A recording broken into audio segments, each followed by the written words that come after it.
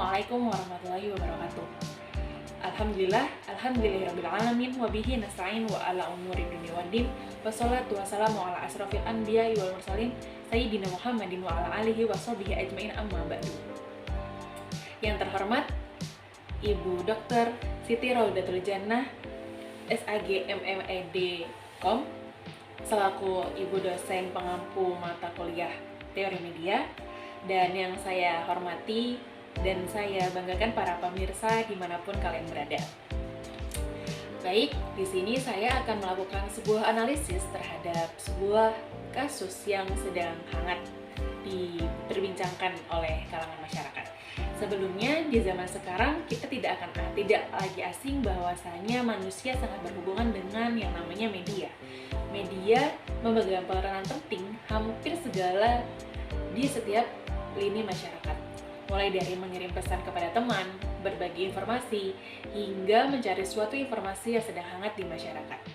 Media tidak hanya tempat untuk mendapatkan informasi ataupun memberikan informasi, namun media juga bisa menjadi sebuah tempat hiburan. Jadi, tak heran lagi apabila ada yang menyebutkan bahwa media adalah salah satu kebutuhan penting yang hampir setiap orang gunakan. Beberapa pekan lalu kita diramaikan dengan sebuah fenomena yang cukup panas yang terjadi, yaitu batalnya Indonesia sebagai tuan rumah Piala Dunia U20. Hal ini berkaitan dengan penolakan terhadap timnas Israel yang menjadi salah satu peserta Piala Dunia di Piala Dunia U20 ini. Polemik ini menjadi panas karena pengajuan penolakan oleh Gubernur Bali dan Jawa Tengah, yang mana penolakan untuk bermain di wilayahnya. Jika kita analisis kasus ini dengan teori framing, ya dari salah satu teori media bahwasanya yang memiliki asumsi bahwasanya media memiliki kekuatan dalam menentukan sudut pandang yang digunakan dalam melaporkan berita, sehingga dapat mempengaruhi persepsi para pendengarnya terhadap suatu isu. Dalam kasus ini maka akan timbul sebuah pro dan kontra, karena berita yang timbul di media ini memiliki kekuatan dalam mempersuasi pendengarnya sebagaimana analisis menggunakan teori framing. Beberapa pihak sangat menyayangkan kesempatan Indonesia sebagai tuan rumah kali ini, karena hal ini adalah hal yang sangat ditunggu-tunggu Indonesia dari beberapa tahun yang lalu. Dengan penolakan yang terjadi, seakan hal ini menggugurkan cita-cita negara ini serta para pemain timnas U20 yang sedang membangun mimpinya.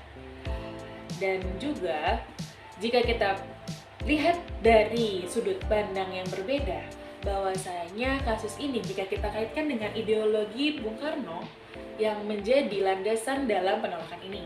Jika kita lihat dari jejak historis negara ini, Indonesia tidak memiliki hubungan diplomatik dengan Israel karena kasus penjajahan Israel atas Palestina yang bertentangan dengan ideologi bangsa ini.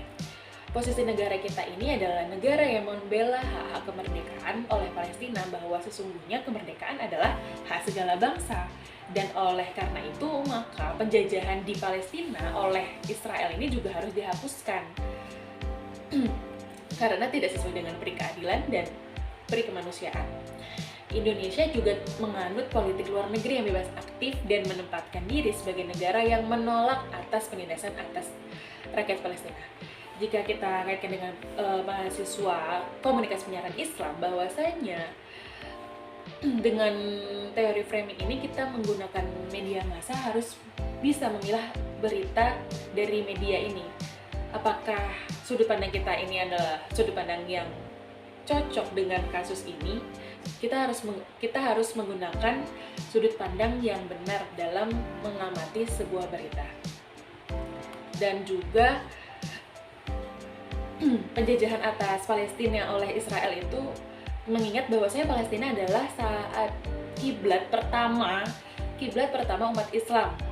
Di sana ada Masjidil Aqsa, yang mana kiblat pertama sebelum pemindahan ke Masjidil Haram di Mekah.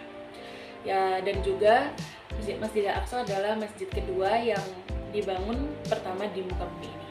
Maka dari itu, jika kita menolak sebuah permasalahan ini, itu bisa dianggap benar karena kita harus melihat jejak historis dalam negara Israel itu juga.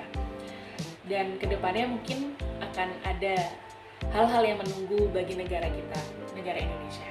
Mungkin sekian analisis dari saya. Terima kasih. Wassalamualaikum warahmatullahi wabarakatuh.